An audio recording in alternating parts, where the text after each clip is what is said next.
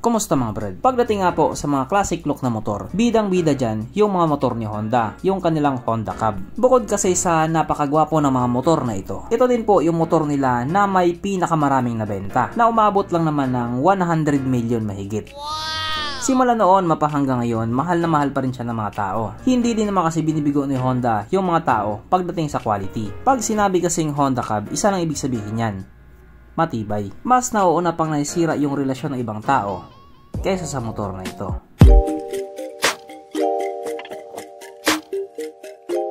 Pero syempre, bago tayo magpatuloy, kung bago ka pa lamang napadpad dito sa aking walang kwentang channel, huwag ka na mag-subscribe. So yun na nga, pag sinabing classic look na motor, trademark na ni Honda yan. Kasi nga po, yan yung motor na pinakamaraming nabenta nila. At mapahanggang ngayon, tuloy-tuloy pa rin yung paggawa nila ng mga classic look na motor, or yung mga Honda Cab na motor. Sa ginanap nga pong Thai Motor Expo doon sa Thailand, may isang motor doon na nilabas si Yamaha na talaga nga namang tatapat doon sa isa sa mga classic na motor ni Honda.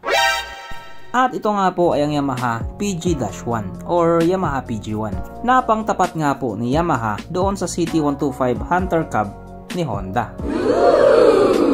Yung itsura nga po nilang dalawa, halos hindi na rin nagkakalayo. Ang ibig sabihin doon, parehas silang pogi. Pero dahil Yamaha PG-1 yung topic natin, siya yung pag-uusapan natin. Bali, ito nga po yung pinakabagong nilabas ni Yamaha doon sa Thailand. Kung titignan nga po natin mabuti yung itsura niya, medyo may pagka-unique din talaga siya. Napakaastig ng pagkakadali nila. Ito yung klase ng mga motor na kahit saan mo dalhin, marami ang mapapatingin. Oh yes, daddy! Kaya dahil dyan, pag-usapan na naman natin kung ano ba meron sa motor na ito at kung gaano nga ba talaga siya kaganda. So ito nga po ang Yamaha PG-1 na mayroong 114 cubic centimeter engine displacement, 4-stroke single cylinder, single overhead cam with 2 valves, naka-electronic fuel injected, kaso lang ito po ay naka-air cooled pa din. Panis yan sa Honda Click 125.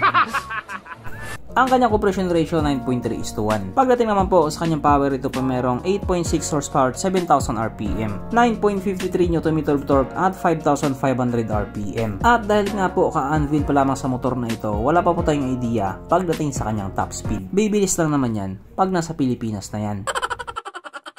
Ang kanyang tangke ay kaya magkarga ng 5.1 liters fuel tank capacity. At wala din po tayong idea pagdating sa kanyang fuel consumption. Pero ayon nga po sa mga bali-balita, same daw po ito ng makina doon sa Yamaha site. Kaya kung ganun pala, sigurado matipid din siya.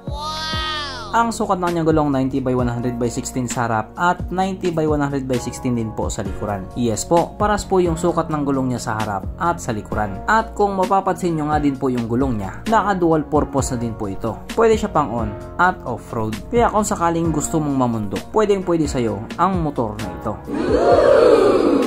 Pagdating naman po sa kanyang braking system, ito po ay naka-disc brake sa harap at drum brake pa din po sa likuran. Wala man siyang ABS pero wala din po siyang CBS. Kala mo Ang kanyang seat height ay may taas sa 795mm at 190mm naman ang kanyang ground clearance. So base nga po sa kanyang ground clearance na mataas, ginawa talaga nila ang motor na ito para pang trail. So bale ang motor nga po na ito ay 4-speed lamang. Tamang-tama lang para pang chill ride. Yung datingan nga po sa motor na ito, medyo pang rugged talaga. Pang rugged siya, pero napaka-pogi niya.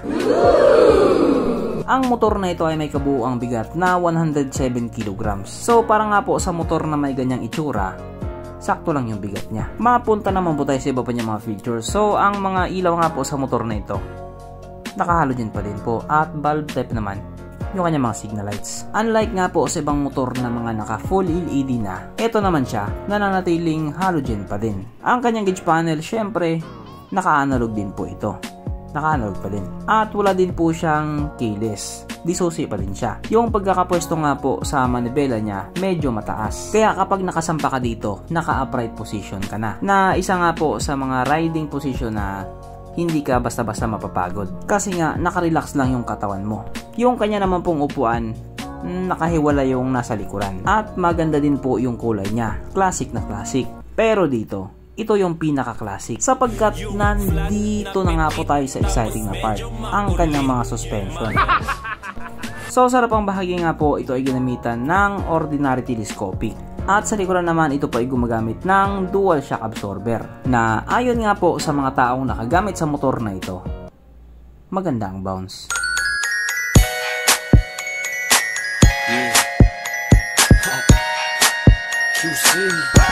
Dagdagan para hindi magtampo.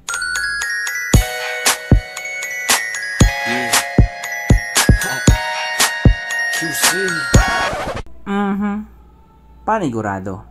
Wala na namang nalungkot. At dahil wala nga pong nalungkot, alamin na po natin kung present nga ba sa motor na ito yung tatlong pinaka-importanting features. So, una na nga po dito ang kanyang lagayan ng stallion. At nakakalungkot mang sabihin, wala po siyang ganun. Wala siyang lagayan ng stallion. Pangalawa, wala din po itong sabitan ng pulutan. At oras na nga po para sa ating Red Horse check ang pinaka-importanting feature sa isang motor.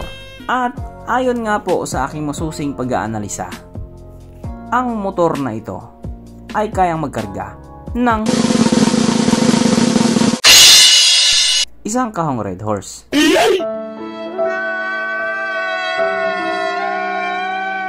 So therefore ang motor na ito, alam nyo na, hindi recommended. So ito nga po ay available sa 4 na kulay. Yung chill blue, humming brown, vivid yellow, at yung cool black. Sa ngayon nga po wala pang balita kung ilalabas din ba siya ni Yamaha dito sa Pilipinas. Alam nyo naman si Yamaha, pabor-pabor kung minsan. Pero syempre wag pa rin tayo mawala ng pag-asa. Malay natin, maglabas sila ng bagong Aerox.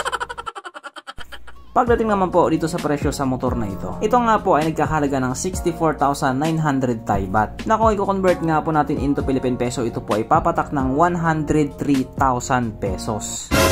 So para nga po sa isang 115cc na motor, napakamahal niya, sabi ng iba. Pero kasi dapat po nating isipin na kahit 115cc lang siya, modern classic adventure motorcycle po siya. May presyo din talaga yung mga ganitong klaseng itsura. Kung titignan nga din po kasi natin yung presyo ng Honda City 125 Hunter Cub, ito po ay nagkakahalaga sa ibang bansa ng $3,999 US. Na kung i-convert nga po natin into Philippine peso, yun po ay papatak ng 221,000 pesos. O diba? Sobrang mahal niya. Mahal talaga yung may mga ganitong klaseng itsura. Yung ibang tao nga din po gumagastos pa ng maraming pera, makabuo lang ng motor na may ganitong klaseng itsura. Yung mga mahilig sa project bike. Kaya kung sakaling namamahalan ka sa motor na ito, baka hindi talaga siya para sa'yo. So hanggang dito na lang muna mga brad. Kung may gusto kong sabihin or gustong idagdag doon sa mga sinabi ko, mag-comment ka na lamang sa baba. Okay, bye.